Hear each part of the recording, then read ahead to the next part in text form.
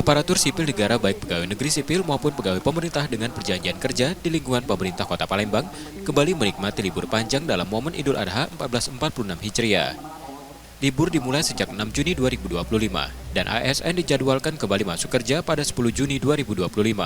Pemerintah Kota Palembang mengingatkan seluruh ASN untuk tidak menambah masa libur di luar ketentuan yang telah ditetapkan. Pemkot menegaskan akan memberikan sanksi pada ASN yang melanggar aturan tersebut.